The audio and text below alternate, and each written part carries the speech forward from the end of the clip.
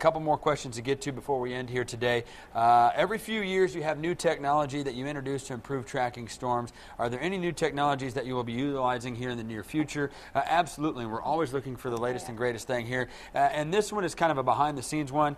Basically what we're finding with storm tracking is a lot of the computer models that come out, with the Storm Team 10 Fury, as far as the tracking capabilities, they're always coming up with new and fancier and more direct algorithms to make these better formulas as far as predicting. And that's really the one thing that we've got new this year, is some kind of behind the scenes stuff that'll just kind of make things more accurate. And that is always the goal, is to be more accurate with this. And that's what we've done. We've upgraded some equipment again to make things more accurate this year. Some other things too, mobile products. A lot of us just live right here on our phones, and you can find this stuff, or you can find basically a lot of stuff online at WTHI-TV.com where you are now watching this. And while you're watching this at our website, you may not know what else is on the website. And I've got a small short minute, just let me take 68 seconds of your time. Watch this package that I did back on Monday, and it shows you how to navigate through the website to give you a better experience.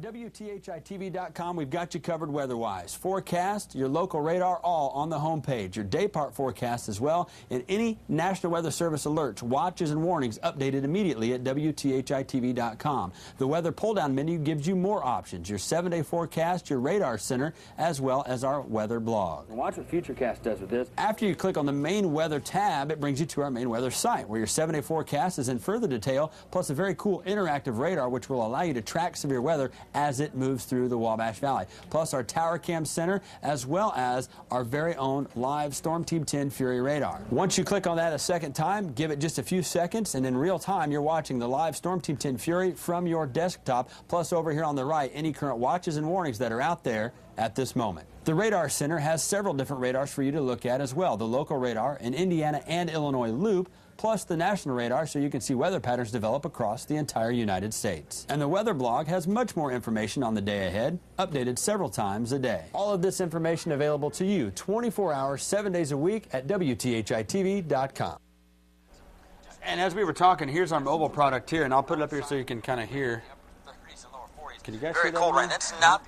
I mean, that's basically, you can watch basically what we did this morning. We update this several times a day, and this is not hooked up to the Wi-Fi in the building or anything like that. This is just coming straight off of the 3G network that is in Terre Haute. And again, if you've got a fancy pants phone like this, again, you can track that as well. What you see behind us, this radar image, this is what's live. I mean, anything that we do on our computers over here, let's say as far as, we want to zoom things out just a little bit to 200 miles. All the buttons that we push here, you'll see it change behind us. You can see that, as we mentioned, just a couple clicks on that image on our website, and you're going to get that live streaming on your desktop.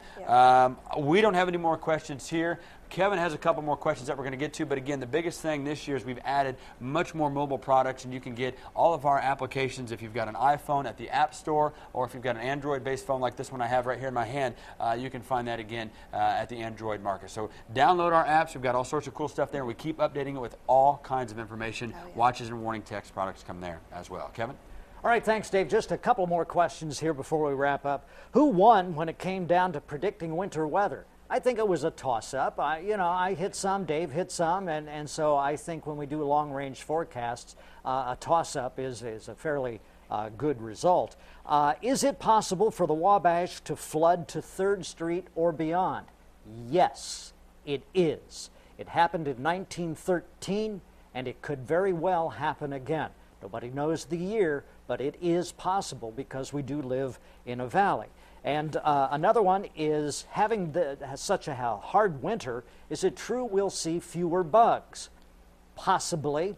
I don't know who counts bugs, but it is possible that we will have some fewer bugs because of the activity of the larvae and so on. And so it's not going to be a big difference. I mean, you're still going to get bugged this summer. And do you believe we'll see scorching temps like we did last summer?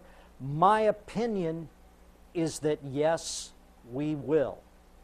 That's my opinion. The question is, will it be dry like it was last summer? I'm a little ambiguous about that. I think we may be headed for a wetter, more stormy summer. I will remind you that anytime there are storms, you can always tune to WTHI-TV. We will be on the air, we're on the web, we're all over the place, just as Dave was mentioning. and I'll throw it back to Dave and Pamela to wrap things up for you. All right, good deal, Kevin. Thank you for your expertise today. It's been great knowledge to share with everybody.